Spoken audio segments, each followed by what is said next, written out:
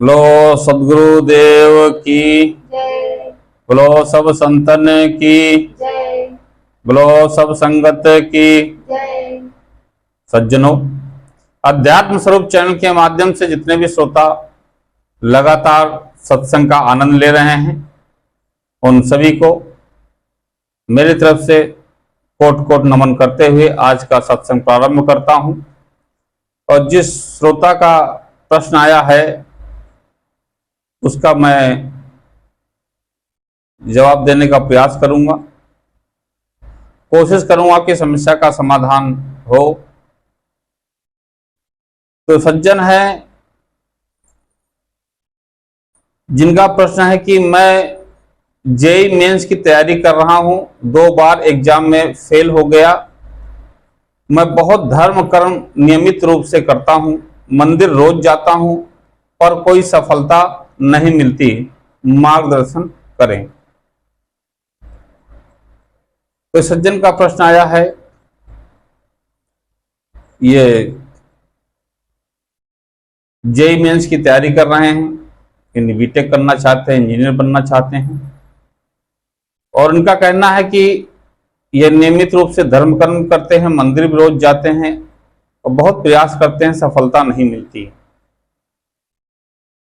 सबसे पहले आपको ध्यान पूर्वक ये समझना होगा कि धर्म क्या है, अर्थ क्या है, काम क्या है, मोक्ष क्या है। सबसे प्रथम धर्म ही कहा गया है और ये धर्म किसी साधु संत के लिए नहीं अपितु ये छात्र के लिए ही कहा गया है। धर्म का वास्तविक अर्थ है ज्ञान अर्थात शिक्षा, कि एक बालक को सबसे पहले धर्म की शिक्षा लेनी चाहिए, यानी कि शिक्षा ही धर्म होता है। और जो आपका प्रश्न है कि आप मंदिर जाते हैं रोज, तो आपको सबसे पहले तो एकाग्रता बनाना होगा। मंदिर जाने की कोई आवश्यकता नहीं है, अन्य कहीं पर भी अपना मन लगाने की आवश्यकता नहीं है। आपका जो शिक्षा का कार्य है वही धर्म है। सबसे प्रथम सब चीजों को छोड़ करके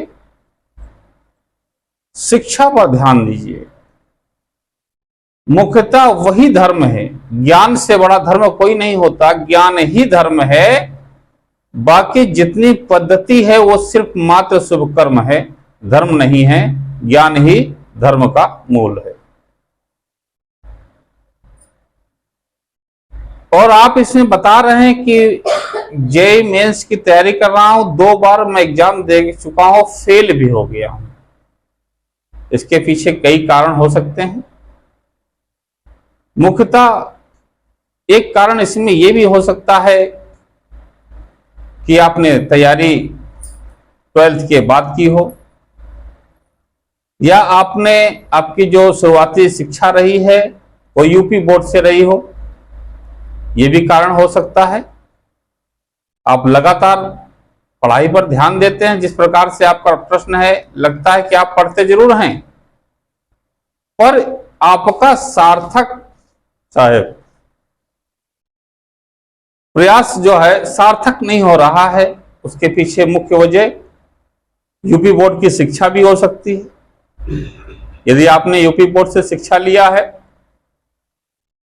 इंटर पास किया, उसके बाद आप जेईई मेंस की तैयारी कर रहे हैं और 2 बार से लगातार आप फेल हो रहे हैं, तो इसमें आश्चर्य की कोई बात नहीं है। क्योंकि आप सभी जानते हैं कि हमारे भारत का शिक्षा का स्तर क्या है। क्योंकि जब भी इंटर के बाद कोई जेईई मेंस की तैयारी करता है या और यूपीएससी की तैयारी करता है या अतिरिक्त मेडिकल की तैयारी करता है, तो उसमें कंपटीशन बहुत तगड़ा है। और ज्यादातर जेईई मेंस के संबंध में आपने पूछा है, तो जहां तक मुझे जानकारी है कि सीबीएसई बोर्ड, अगर आपने नहीं पढ़ा है तो आपको सफलता इतनी आसान नहीं जितनी कि आप समझ रहे हैं। आप सभी कार्य को छोड़ दीजिए जो आप अभी तक कर रहे थे। मात्र ही मात्र अपने शिक्षा पर ध्यान दीजिए, ना कि मंदिर जाना, ना कि अतिरिक्त अपने मन को कहीं पर भी लगाना, क्योंकि आपका मेन लक्ष्य है धर्म, और धर्म का मूल है ज्ञान। यदि ज्ञान आपका बढ़ेगा, आप एकाग्र होंगे, तभी शिक्षा को अध्ययन करने में आपको सफलता मिल सकती है, अन्यथा नहीं। एक छात्र जो है उसका सबसे पहला कर्तव्य है ज्ञान प्राप्त करना। उसके लिए आप पूरी तरीके से अपने मन मस्तिष्क से सभी अन्य जितनी भी कल्पनाएं हैं उन सभी कल्पनाओं का त्याग करो। आपके लिए बाहरी जगत की कोई ऐसी कल्पना आपके मन में ना आने पाए जिससे कि आपका मन भ्रमित हो और आपका शिक्षा के प्रति मोह ना हो सके। मुझे आशा है कि जो मैंने उत्तर दिया इसको आपको समझ में आया होगा। किस्मत का कभी भी आप इस्तेमाल मत करिएगा, किस्मत को कभी आप दोष मत दीजिएगा, और भाग के सहारे आप बैठे मत रहिएगा, क्योंकि किस्मत का अर्थ है किस प्लस मत। आप किस मत पर चल रहे हैं? आप किस्मत को स्वयं ही आप बनाते हैं, और जो आप कर्म करते हैं उसी के आधार पे ही आपका भाग्य बनता है और बिगड़ता है। इसलिए किस्मत के सहारे ना रह करके पुरुषार्थ पर प्रयास करिए, एकाग्र होइए, और धर्म का मूल ज्ञान है, इसके अतिरिक्त कुछ भी नहीं। जो भी बाहरी आप कर्म कर रहे हैं मात्र शुभ कर्म है। इसको करने के लिए आप पहले अच्छी तरह से शिक्षित होइए, उसके बाद अर्थ, फिर आता है काम। जब काम तीसरा चरण आएगा तो आप कामनाओं को पूर्ण कर सकते हैं। पहले आप अपने धर्म को पूरा करिए। ये रहा आपका उत्तर। किस्मत आप स्वयं बनाइए। आपके जो भी गुरु हैं उनकी बातों को ध्यानपूर्वक मानते हुए आपके मन में सिर्फ एक ही कल्पना होनी चाहिए, एक ही संकल्प होना चाहिए कि जो भी सब्जेक्ट हमारा है, जो भी हमारा विषय है, उस पर ध्यान केंद्रित करिए। और यदि आपको कर्म ही करना है या आपको लगता है कि मुझे मंदिर जाना है तो आप जा सकते हैं। मंदिर जाने से अच्छा यह होगा कि आप सुबह स्वाध्याय करिए, स्वाध्याय स्वयं का अध्ययन करिए।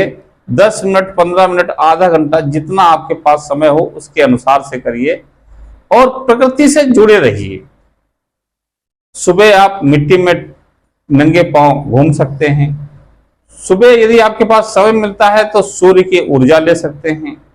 2 से 4 मिनट, 5 मिनट आप वहां दे सकते हैं, या थोड़ा सा शारीरिक व्यायाम कर सकते हैं। बस इसके अतिरिक्त एक जो छात्र होता है उसका दूसरा कोई कारण नहीं है। सिर्फ आप अपने स्वयं को जानने के लिए आप स्वाध्याय कर सकते हैं। स्वाध्याय जैसे ही करेंगे वैसे आपका मन शांत होगा, आपका मन एकाग्र होगा, और आपके पढ़ने में रुचि होगी, और ध्यान पूर्वक, सफलता पूर्वक अपने लक्ष्य को आप प्राप्त कर लेंगे। ये रहा उत्तर। अब बात करते हैं आगे कि आजकल ये छात्र का सवाल नहीं, इस छात्र के साथ साथ अनेकों व्यक्ति ऐसे हैं जो लगातार प्रयास करते हैं और बहुत प्रयास करते हैं, लेकिन उन्हें कुछ नहीं मिल पा रहा है। उसका मूल कारण क्या है? वो सोचते ये हैं कि इसका मूल कारण बाहरी जगत में कोई दूसरा व्यक्ति है, कोई दूसरे व्यक्ति के कारण से ही हम परेशान हो रहे हैं। यदि वो सोचता है तो ये गलत है। कोई भी व्यक्ति में सामर्थ्य नहीं है कि वो आपको दुखी कर सके। बाहरी किसी भी आदमी के पास से सामर्थ्य नहीं है कि आपको दुखी कर सके। आप स्वयं से दुखी होते हैं। आप दुखी इसीलिए होते हैं क्योंकि आपको अपने बारे में, अपने निज स्वरूप के बारे में स्वयं का ज्ञान नहीं है। आप दुखी होते हैं इसलिए क्योंकि आपके पास पूर्णतः धर्म का ज्ञान नहीं है। जैसा कि मैंने बताया कि ज्ञान ही धर्म का मूल है। हर मानव को सबसे प्रथम धर्म ही बताया जाता है। धर्म के बाद अर्थ और काम और मोक्ष की कामना करनी चाहिए, क्योंकि धर्म का मतलब है ज्ञान। जब आपके पास ज्ञान होगा तो निज ज्ञान होगा, प्राकृतिक ज्ञान होगा, समाज का ज्ञान होगा। जब आपके अंदर अच्छी तरीके से ज्ञान होगा तभी आप अच्छी तरीके से शुभ कर्म करके भी आप धन अर्जन कर सकते हैं। उसके बाद आप गृहस्थ जीवन में प्रयास अगर आप जाते हैं तो वहां भी ज्ञान जो आपका है, यानी कि जो आपका धर्म किया हुआ है, वही आपके हर जगह सहयोगी होगा और आपका मार्ग एकदम आराम से सरलता पूर्वक कटता चला जाएगा। आपको कहीं पर इफ और बट की जरूरत नहीं पड़ेगी। ये मेरा एक मानना है। इसलिए कोई व्यक्ति बाहरी नहीं होता कि जो आपको दुखी कर सकता है। आप स्वयं की इंद्रियों के द्वारा आप दुखी होते हैं। मैं लगातार अध्यात्म स्वरूप चैनल के माध्यम से बताता रहता हूं कि आपकी इंद्रियां ही आपकी दुश्मन हैं। आपके सुख और आपके दुख का कारण मात्र आपकी इंद्रियां हैं। नहीं, आप खुद ही सर्वशक्तिमान हैं, सिर्फ आप भूल गए हैं। ठीक उसी प्रकार से आप भूल गए हैं जिस प्रकार से रामायण का एक प्रसंग आता है कि जब राम सेतु का निर्माण होता है तो हनुमान को जो है उनकी शक्तियों को याद दिलाया जाता है। हनुमान भूल चुके होते हैं कि मैं कौन हूं, और जब उन्हें सभी लोग पुकारते हैं, उनकी शक्तियों की याद दिलाते हैं, तब उनके अंदर वो अथाह शक्ति जो होती है, बालपन में जो उन्होंने कार्य किया होता है, उसको उनके अंदर स्मृति आती है। और जब स्मृति आती है तब उनके अंदर फुर्ती आती है। जब फुर्ती आती है तो अपना जो कार्य है राम का, वो आराम से बिल्कुल आसानी से कर लेते हैं। उन्हें कोई कठिनाई नहीं होती है। इस प्रकार से आप खुद सर्वशक्तिमान, सच्चित आनंद, सच्चिदानंद का अंश आप स्वयं हैं। आपके अंदर 5 तत्व, 25 प्रकृति, 3 गुण के मालिक आप स्वयं हैं। लेकिन मालिक होने के बाद हम क्या करते हैं, अपने आप को नौकर समझ लेते हैं और मालिक इन इंद्रियों को बना देते हैं। और इन इंद्रियों को ना ज्ञान होने के कारण से हम बाहरी व्यक्ति को हम दुश्मन मान लेते हैं, दूसरे व्यक्ति को हम अपने जीवन का बाधक मान लेते हैं।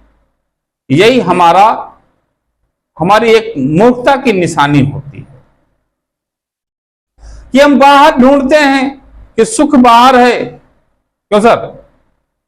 हम बाहर सुख ढूंढते हैं कि बाहर सुख है, बाहर दुख है, न कि दुख बाहर नहीं है और सुख भी बाहर नहीं है। दुख भी आपके अंदर है और सुख भी आपके अंदर है। बस आप उसको समझ नहीं पा रहे हैं, अपने इंद्रियों को नहीं समझ पा रहे हैं। मैं बार बार सत्संग में कहता हूं कि आप स्वतंत्र बनिए, एकदम स्वतंत्र। आप परतंत्र क्यों रहते हैं? कोई बाहर से आपके अंदर तब तक नहीं दे सकता है कि जब तक आप लेना नहीं चाहते। जिस दिन आप बाहर के चीजों को अपने अंदर लेना छोड़ देंगे, उस दिन से आप सुखी हो जाएंगे। आप देखेंगे कि आपका कोई भी दुर्बुद्धि अगर आपको आती है, आपकी मति यदि बिगड़ती है, उसका मुख्य कारण क्या है? आप स्वयं पहले देखते हैं।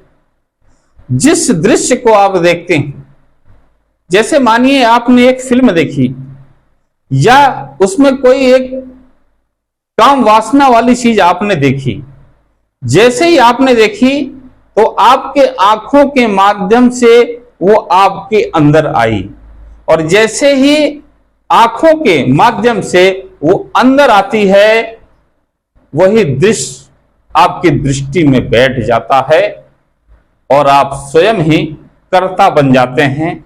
जैसे ही आप कर्ता बनते हैं, वासना में लीन होते हैं और आप दुखों का पहाड़ आपके सामने टूट पड़ता है। इसी प्रकार से आपकी कान इंद्रियां हैं, वो भी बाहर से सुनी हुई चीजें, बाहर से कही हुई चीजों को बहुत जल्दी जो है अपने अंदर धारण कर लेती हैं। इन सभी से आपको एकदम सचेत और सावधान रहना चाहिए। ये मानिए कि बाहर आपका कोई दुश्मन नहीं है, आपको दृष्टा बनना है। जिस प्रकार मैंने कहा ना कि फिल्म आप देखते हैं, फिल्म में एक हीरो और हीरोइन होती है, उसमें एक विलन भी होता है, लेकिन उसमें कोई भी अभिनय होता है तो कभी हीरो मार खाता है, कभी जो है विलन मार खाता है, लेकिन मात्र आप देख करके उसको अप और डाउन करते हैं, लेकिन सीरियसली नहीं लेते हैं, क्योंकि आप जानते हैं कि फिल्म चल रही है। ठीक उसी प्रकार इस सृष्टि मंच पर अभिनय करना सीखिए, साहब, अभिनय करना सीखिए। आप जीवन में अगर सुखी रहना चाहते हैं तो इस अभिनय कला को आप सीखिए। मात्र आप अभिनय करिए, कर्ता मत बनिए। आप एक दृष्टा बनिए, आप मात्र दृष्टा बनिए, एक साक्षी बनिए। जिस प्रकार से एक महिला जब अपने बच्चे को जन्म देती है तो माता बन जाती है, लेकिन वो समझती है कि उस बच्चे की वो मां है, यही उस बच्चे की मां का दुख का मेन कारण बन जाता है, क्योंकि ये समझती है कि मैं मां हूं। यदि वो दृष्टा बन जाए, वो एक साक्षी बन जाए और साक्षी बनके सिर्फ मां बनने का अभिनय करे, क्या करे? मात्र अभिनय करे, मां बनने का अभिनय करे। अभी तो मां ना बने, वो एक दृष्टा बने, एक साक्षी मात्र बने और अपने मन में अच्छी तरह से विचार कर ले कि वो मात्र वो एक द्वार है, उस बच्चे की मात्र एक माध्यम, एक द्वार है, और जिस द्वार से बच्चा आया है कल वो उसी द्वार में जाएगा, वहीं उसका अंत है, इसके सिवा कुछ भी नहीं है। इसलिए वो मां मात्र अभिनय करेगी। तो जिस प्रकार से टीवी में चल रहा है, हम अपना अभिनय करते हैं, लेकिन उसमें दुख और सुख नहीं होता है, मात्र अभिनय करते हैं और उसका आनंद लेते हैं। ठीक उसी प्रकार से मां को भी सिर्फ अभिनय करना चाहिए, कर्ता ना बन के, स्वयं को मां ना मान ले। मां मानकर जब उसको करेगी, खुद कर्ता बन जाएगी, तो खुद ही अपने आप ही वो दुख का पहाड़ लाद लेगी, क्योंकि वो भूल जाएगी। वो सोचेगी ये मेरा पुत्र या मेरी पुत्री, इसको हम पाल रहे हैं, पोस रहे हैं, इसको हम खिला रहे हैं, पिला रहे हैं, हम ये कर रहे हैं, हम ये कर रहे हैं, और उससे आशा लेके भी बैठ जाएगी इससे मुझे कोई खास फल प्राप्त होगा। तो बस यही उसकी वहीं पर मूर्खता आती है, क्योंकि वो भूल जाती है कि वो मात्र द्वार है, मात्र द्वार है, मंजिल नहीं है। वो मात्र, वो जो मां है, मात्र उस बच्चे का मात्र द्वार भर है। और वो बच्चा जैसे जैसे जब बड़ा होगा, उसका आखिरी लक्ष्य जिस द्वार से आया है उसी द्वार पर जाके समाप्त हो जाएगा, और पुनः फिर उसी द्वार से वो नया जीवन धारण कर लेगा। उसका लक्ष्य यही है, लेकिन अज्ञानता के कारण से हम ये समझ लेते हैं कि हम ही मां हैं और हम ही पिता हैं और वो हमारा बालक है। आप उसको बालक मां मानिए, मां आप बने हैं, लेकिन मां का अभिनय करिए। उस बेटे को पालने में उसकी सहयोगी बनिए, लेकिन मात्र एक अभिनय करिए और उसकी सच्चाई वास्तविकता को जानिए। आप स्वयं कर्ता मत बनिए, आप मात्र दृष्टा बनिए। आप एक साक्षी के तौर पर रहिए, और जब साक्षी के तौर पर रहेंगे तब आप देखेंगे आपको ना कोई दुख होगा और ना ही कोई आपको सुख होगा। क्योंकि सुख और दुख, जिस प्रकार से मैंने कहा कि बाहर जब लड़ाई हो रही है, दो पक्षों में लड़ाई हो रही है, तो उस लड़ाई के बीच में खुद स्वयं उतर करके आप भी उसके कर्ता मत बनिए, उसके कर्ता मत बनिए। आप साक्षी रहिए, आप दृष्टा बनिए। ना तो आप लड़ाई करने वाले बनिए और ना लड़ाई कराने वाले बनिए, मात्र उसके आप साक्षी रहिए और देखिए क्या हो रहा है। और यदि आपको दोनों पक्ष आते हैं आपसे राय लेने की, गुरुजी बताइए किसकी गलती है, तब भी मात्र वहां फिर भी आप जो है कर्ता मत बनिए, मात्र अभिनय करिए। क्यों अभिनय करिए? क्योंकि वो आपकी बात माने या आपकी बात ना माने, जब आप कर्ता बन जाएंगे और आप कुछ भी कहेंगे, और अगर कोई भी पक्ष अगर आपकी बात को नहीं मानेगा तो आपको ठेस लगेगी, आपको ठेस लगेगी, आपको ऐसा लगेगा कि मेरी बात नहीं मानी है, इससे आपका दिल दुखेगा। और जब आप एक दृष्टा, वहां भी दृष्टा थे और वो पूछने आए, फिर भी आप उनको समझाने का प्रयास किए, लेकिन फिर भी मात्र उसका भी अभिनय करिए कि वो माने तो ठीक है, ना माने तो ठीक है, ना आपको कोई उसमें खुशी होनी चाहिए, ना उसको कोई गम होनी चाहिए। इस प्रकार से यदि व्यक्ति अपने जीवन को जिएगा तो वो देखेगा इस जीवन में आनंद ही आनंद है। जैसा कि भगवत गीता में भगवान कृष्ण कहते हैं, हे अर्जुन, जो हुआ अच्छा हुआ, और जो हो रहा है अच्छा हो रहा, जो होगा अच्छा होगा।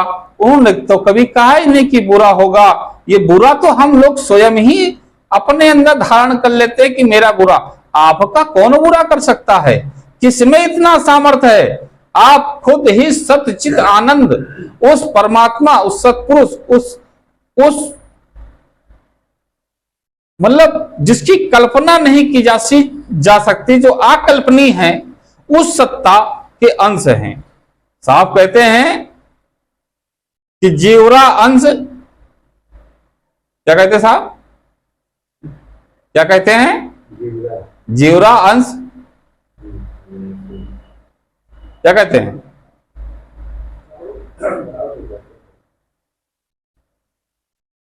मैं यहां पर शायद भूल रहा हूं। जीवरा अंश पुरुष का यही, और आदि अंत को जानत नहीं। ये जीव जो है वो स्वयं परमात्मा का बीज रूप है, उसका अंश है।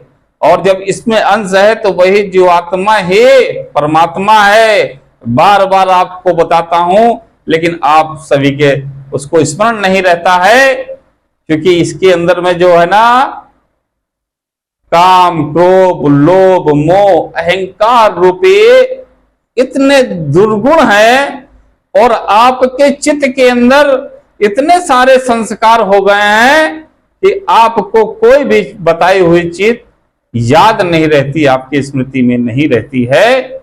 इसलिए अध्यात्म स्वरूप चैनल के माध्यम से जितने भी दिव्यात्मा, जितने भी सज्जन इसको लगातार इसका ध्यान करते हैं और इसका श्रवण करते हैं, वो अपने एकाग्र भाव से यदि सत्संग को अपने अंदर धारण करेंगे, तब देखेंगे धीरे धीरे धीरे धीरे उनका किस प्रकार से उनका जीवन सुखीमय हो रहा है। ये साहब कहते हैं कि धीरे धीरे रे मना, धीरे सब कुछ होए, और माली सींचे 100 घड़ा, और ऋतु आए फल होए। हम सभी क्या करते हैं कि तुरंत फल लगाते हैं, तुरंत वृक्ष लगाते हैं, और तुरंत ये आशा कर लेते हैं कि हमें ये फल दे देगा।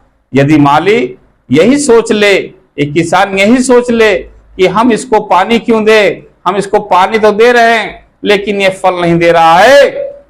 वो किसान, वो माली, वो चाहे उसको कितना भी जो है जल दे उसको, लेकिन जब ऋतु आएगी तभी फल होगा, इससे पहले फल नहीं होगा। इसलिए मनुष्य जीवन को ये ध्यान रखना चाहिए, अपने पुरुषार्थ को, अपने कर्मों को नियमित करते रहना चाहिए, करते रहना चाहिए।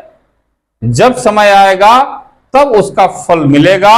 और जैसा कि पहले ही कहा कि कर्म, विकर्म और अकर्म, इस चीजों को उसको ध्यान रखना चाहिए कि कर्म क्या है और विकर्म क्या है और अकर्म क्या है।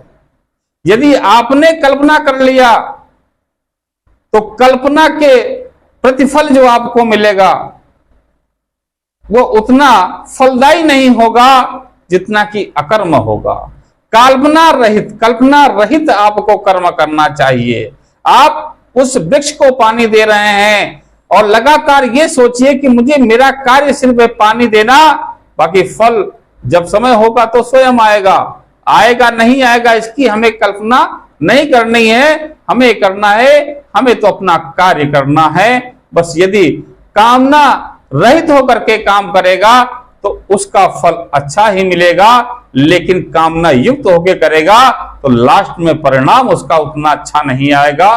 फल तो मिलेगा लेकिन उसके मन के मुताबिक नहीं मिलेगा, क्योंकि जब पहले से ही कोई कामना होती है तो उसका फल भी उतना अच्छा नहीं आता है जितना कि मनुष्य चाहता है।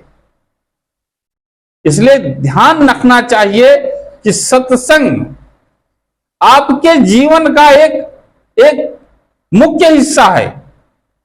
आप 24 घंटे अपने जीवन में 23 घंटे आप समाज के लिए निकालिए, दूसरों के लिए देते हैं, लेकिन 1 घंटा स्वयं के लिए निकालिए, अपने निज स्वरूप को जानने के लिए निकालिए।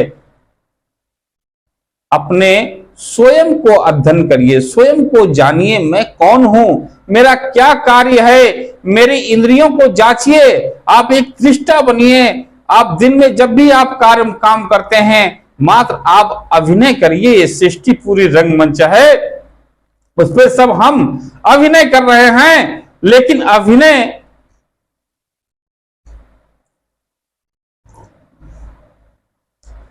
करते करते हम अपने आप को स्वयं ही कर्ता समझ लेते हैं। नहीं, हम मात्र इस फिल्म में, इस रंगमंच की सृष्टि में, फिल्म में मात्र कौन है, अभिनय कर रहे हैं।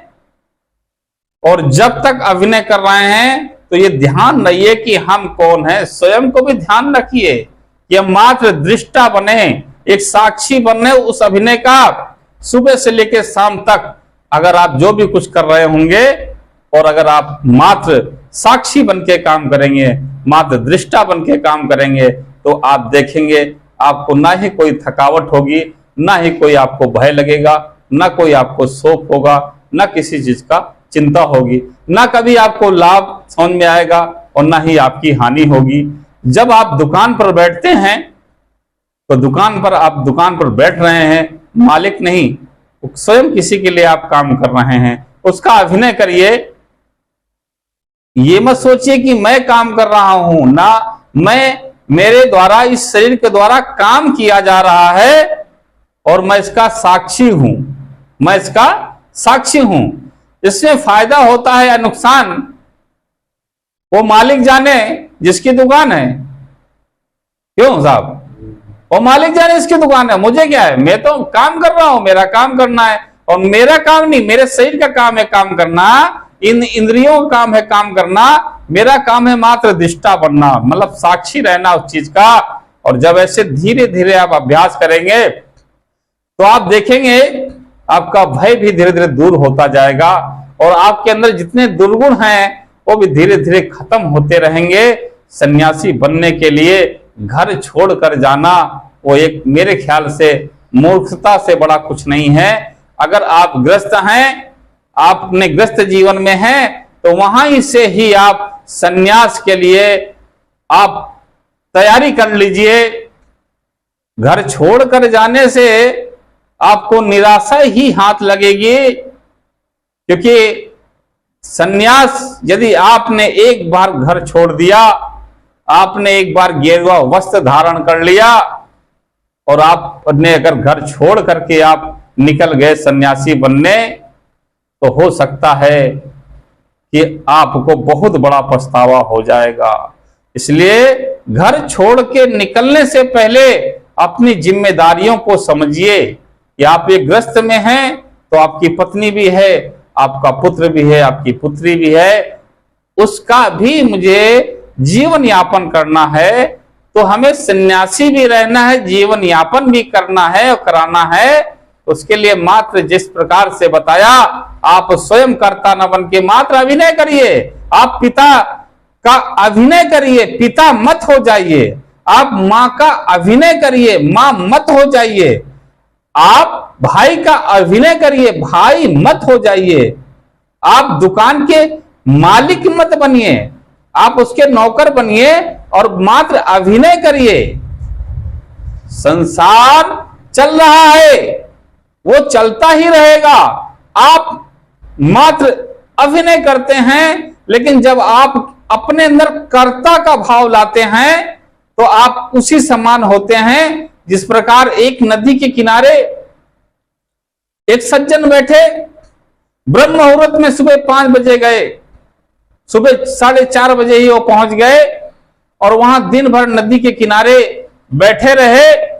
साहब बैठे रहे और दिन भर बैठे बैठे बैठे बैठे बैठे बैठे शाम हो गई, सूर्य अस्त हो गया। जितने भी लोग नहाने वाले थे नहाकर चले गए, दुकानदार भी सब चले गए। लास्ट में जब एक दुकानदार, सबने दुकान बंद कर दिया, एक दुकानदार बचा, तो उसने देखा कि ये व्यक्ति सुबह से ही बैठा है, ना तो ये हट रहा है, यहां से 1 इंच भी नहीं हटा, ना ये हट रहा है, ना ये स्नान कर रहा है, ना ये कोई सामान खरीद रहा है, ना ये कहीं जा रहा है। तो उससे पूछते हैं, हे भाई, आप सुबह से शाम हो गई, अरे आपको नहाना तो आप नहाइए, नहा करके जहां जाना आप जाइए। तो सज्जन कहता है, मूर्ख, तुझे देख नहीं रहा है, मैं इस नदी को चला रहा हूं, मेरे पैर चल रहे हैं तो नदी चल रही है। अगर एक पल भी मैंने अपना पैर बंद कर दिया तो नदी बहना बंद हो जाएगी। उसको मूर्ख बता दिया कि मैं चला रहा हूं, इस कारण से ये नदी चल रही है।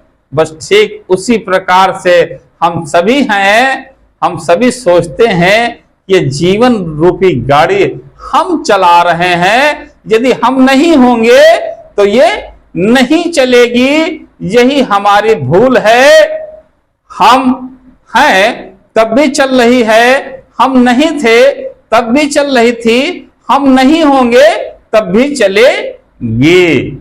अभी हम हैं इसलिए इसके पात्र बने हैं और हमें ये पात्र मिला है, ये मौका मिला है। तो इस मौके में यदि हम ग्रस्त हैं तो ग्रस्त में तो हम डबल आनंद ले सकते हैं। साहब, ग्रस्त में तो हम डबल आनंद ले सकते हैं।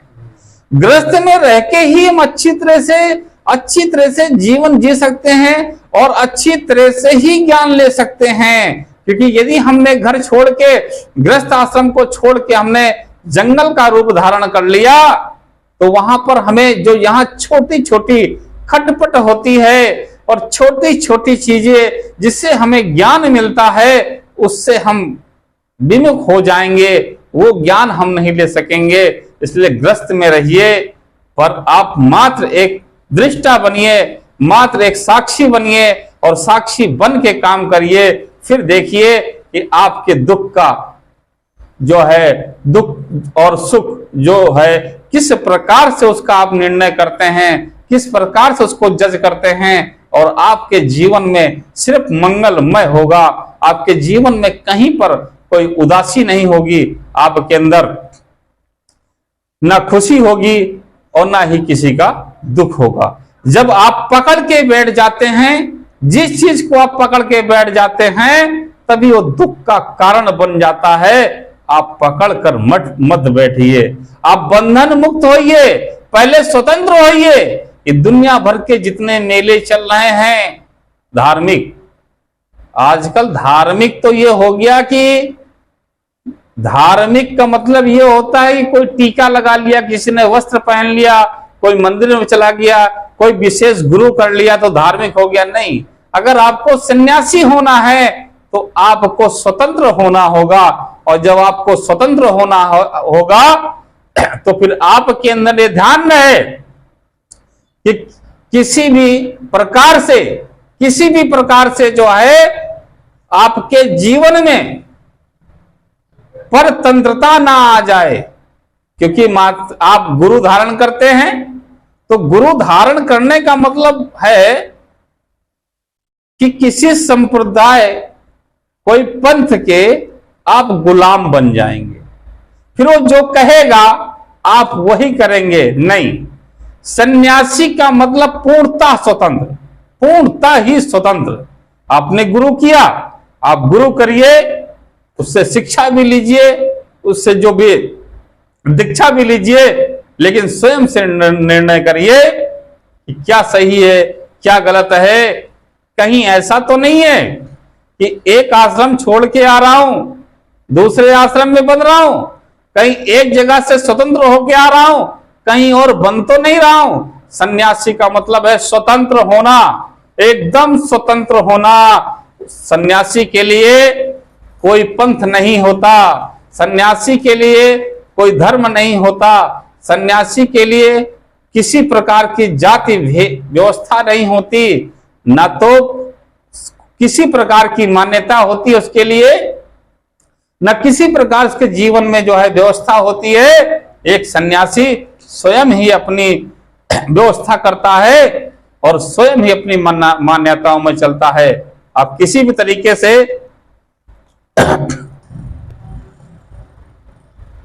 नियम मत बनाइए, किसी भी तरीके से आप नियम मत बनाइए। एक सन्यासी का मतलब है जब उसको भूख लगे तब वो खा ले, समय नहीं देखना है कि कब हुआ, सुबह हुआ, दोपहर हुआ, रात हुआ, 2 बजे 12 बजे, इसकी कोई आवश्यकता नहीं। जब भूख लगे तब खाओ, जब यह आपको प्यास लगे तब पानी पियो, जबरन पानी नहीं, जब प्यास लगे तब पानी पियो।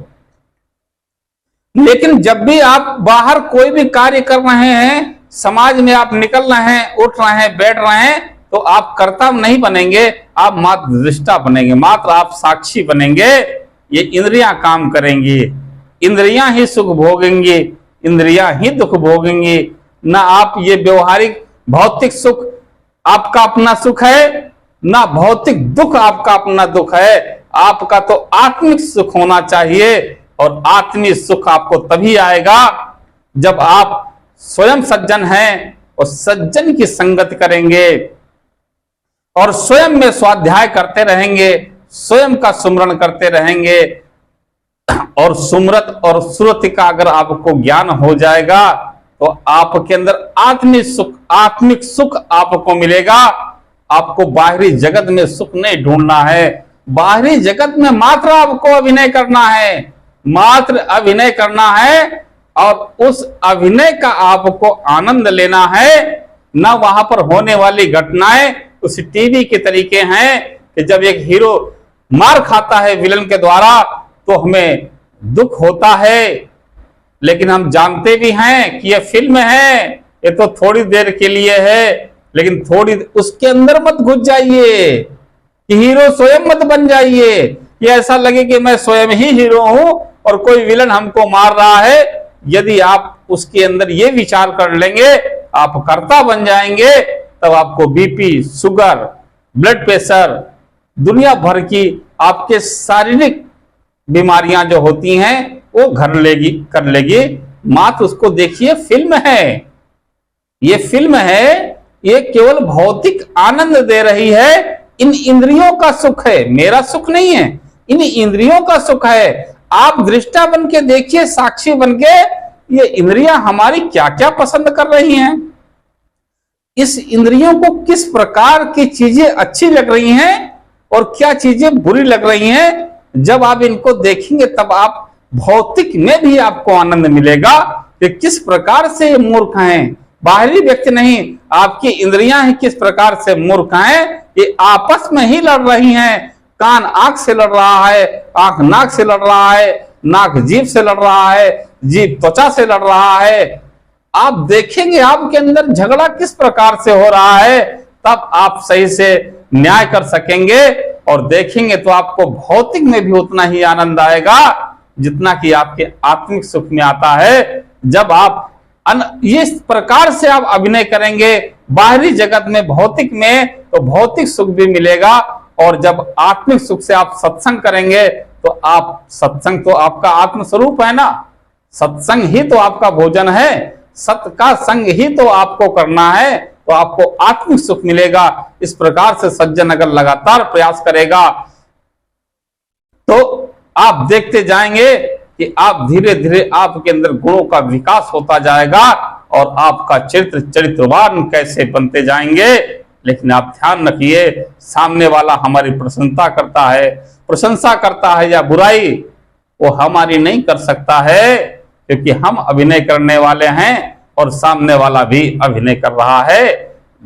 हमें कोई मतलब नहीं है, क्योंकि हम तो अभिनय कर रहे हैं। जिस प्रकार रामलीला के अंदर में वो हनुमान का रोल अदा करने वाला और रावण का रोल अदा करने वाला और राम का रोल अदा करने वाला, वो जानता है कि मैं कौन हूं। उसमें एक पुरुष भी जो है महिला बन जाती है, तो क्या वास्तव में महिला है साहब? क्या वो महिला होती है? नहीं, वो पुरुष होता है। लेकिन महिला का वो जो है डिजाइन कपड़े पहन लेता है, मात्र अभिनय करता है, वास्तव में महिला नहीं है, वास्तव में पुरुष है, लेकिन मात्र वो अभिनय कर रहा है और वो जानता है कि मुझे अभिनय कैसे करना है। लेकिन वो ये थोड़ा ना कहता है कि अपने से, वो तो केवल दिखाने के लिए करता है कि मैं एक खूबसूरत महिला हूं, और लोग उसको कभी कभी तो सच में महिला ही समझ लेते हैं। राम को आपने देखा होगा कि रामानंद सागर की जब रामायण आती है, उसमें राम लक्ष्मण भरत और जो सीता का जो रोल अदा किए हीरो, उनकी ही लोग पूजा करते हैं। आज भी हमने कई जगह देखा, चाहे रामायण होती है, मैंने कई जगह कई मंचों पर देखा कि जब बहुत से लोग अपने घरों पर जो है एक रामायण करवाते हैं, रामायण का पाठ 24 घंटा करवाते हैं, तो उसमें जो झांकी सजाते हैं उसमें उन्हीं जो पात्र हैं रामानंद सागर के नाटक के राम लक्ष्मण बने हुए, उनका ही चित्र लगा देते हैं और उनका ही चित्र लगा के उनकी ही आरती उतारते रहते हैं। क्यों साहब? उनका ही। ताज्जुब की बात है ना कि वो वास्तव में एक कलाकार हैं, उन्होंने अभिनय किया है, उनका काम खत्म हुआ, उन्होंने पेमेंट लिया और चले गए। इसी प्रकार से हमें देखना चाहिए कि वो जिस प्रकार से वो केवल अभिनय कर रहा है, वो महिला का अभिनय कर रहा है, सामने वाले समझे कि वो महिला है, पर वो जानता है कि मैं कौन हूं। ठीक इसी प्रकार से हमें भी काम करना है। हम सामने वाले को ऐसा दिखाएंगे कि हम महिला हैं, हर तरह से लुभाएंगे, हर तरह से अपना नाटक, अपना पाठ अच्छी तरह से रोल अदा करेंगे। चाहे वो रोल हमें राम का मिले, चाहे रोल हमें सीता का मिले, चाहे हमें रावण का मिले, चाहे हमें हनुमान का मिले, चाहे मुझे माता का मिले और चाहे मुझे पिता का मिले, चाहे मुझे भाई का मिले, चाहे मुझे दोस्त का मिले, चाहे मुझे गुरु का मिले, रोल मिल रहा है। लेकिन मात्र उसमें आप केवल आप साक्षी बनिए, दृष्टा बनिए। अभिनय आपके शरीर, आपके इंद्रियों द्वारा किया जा रहा है, उसका आनंद लीजिए। आप स्वयं मत बन जाइए कि मैं औरत हूं, मात्र तब तक उसका अभिनय, औरत बनने का अभिनय कीजिए। तब आप देखेंगे कि आप अपने ही घर में, आपका घर ही स्वर्ग कैसे बन रहा है, आप अपने घर को ही मंदिर कैसे बना रहे हैं, और धीरे धीरे आप कितना सजग होते जा रहे हैं। और आपके अंदर ज्ञान कहीं लेना नहीं जाना होता है। ज्ञान आपको बाहर से कहीं नहीं लेना है।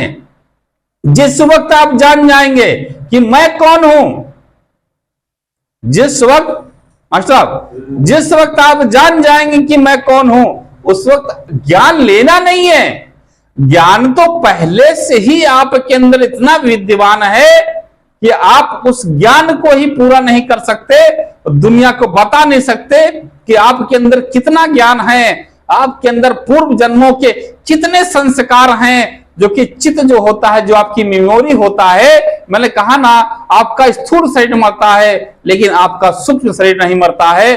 जब मन बुद्धि चित्त अहंकार, चित्त में जो आपके कई जन्मों के संस्कार होते हैं, वो संस्कार पहले से ही है, सिर्फ क्या होता है, उसे हमें रिवाइंड करके देखने की आवश्यकता होती है। और रिवाइंड करके देखने की आवश्यकता तभी होगी कि जैसे मात्र जब आप उस दृश्य को देखते हो तुरंत आपको याद आता है।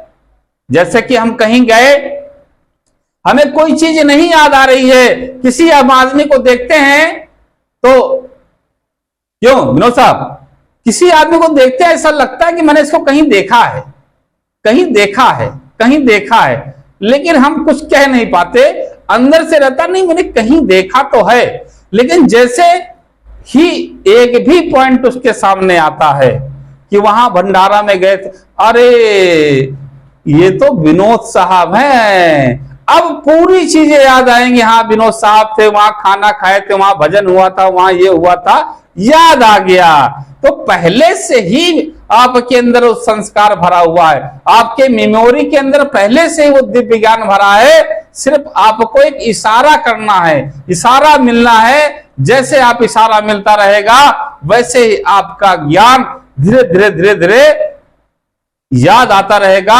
आपको कुछ नहीं करना है, स्वतः ही सब कुछ होता रहेगा।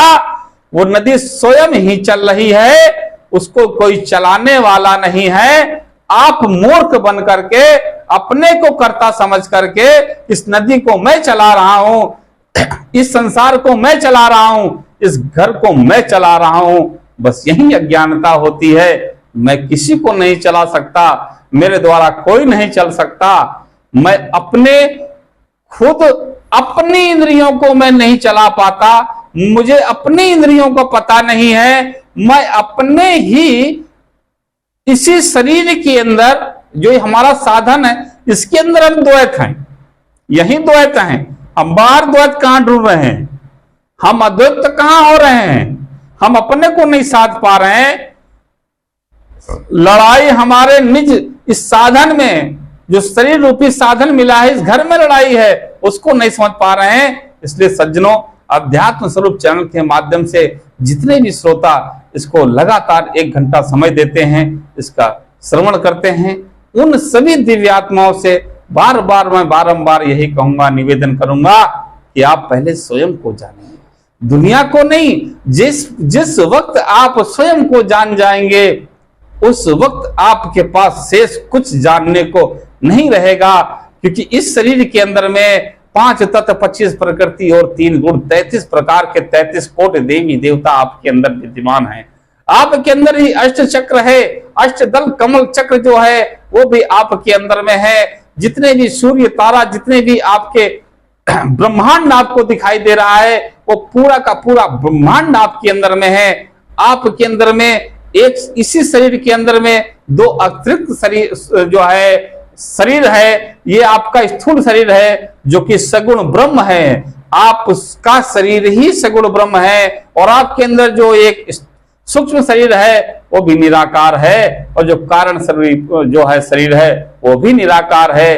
3 शरीर के होते हुए सारे देवी देवता इसके अंदर विद्यमान है, सभी का गुण आपके अंदर है, परंतु केवल आप जानते नहीं हैं और उसको ठीक से जानते नहीं, तो इसलिए ठीक से करते नहीं।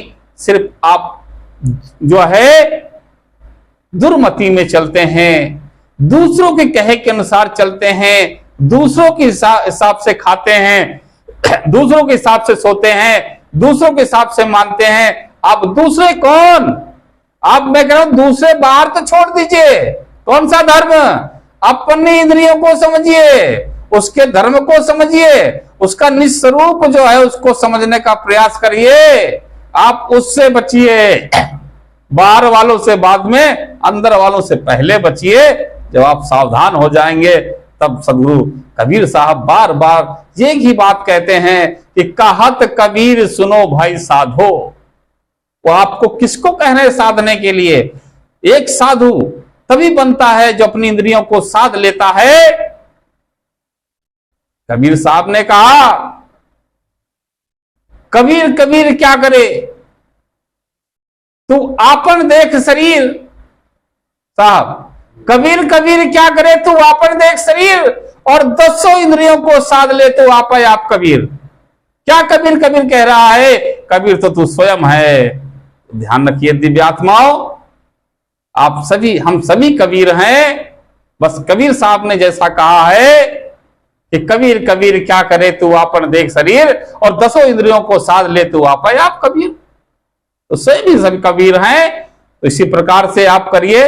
और आज का समय हो रहा है, और आप जितने भी श्रोताओं ने, जितने भी दिव्यात्माओं ने इस अध्यात्म स्वरूप चैनल के माध्यम से सत्संग का आनंद लिया, उन सभी को कोटि कोटि नमन करते हुए आज के सत्संग का मैं यही समापन करता हूं। और जिन जिन लोगों ने लगातार इसमें साथ दिया, सहयोग दिया, जो लोग इस वीडियो को फॉरवर्ड कर रहे हैं, इसको सब्सक्राइब कर रहे हैं, या इसको लाइक कर रहे हैं, या कमेंट कर रहे हैं, या श्रोता बार बार हमसे प्रश्न कर रहे हैं, उन सबका दिल से कोट कोट नमन करते हुए आज का सत्संग मैं यहीं पर समाप्त करता हूं। बोले सद्गुरुदेव की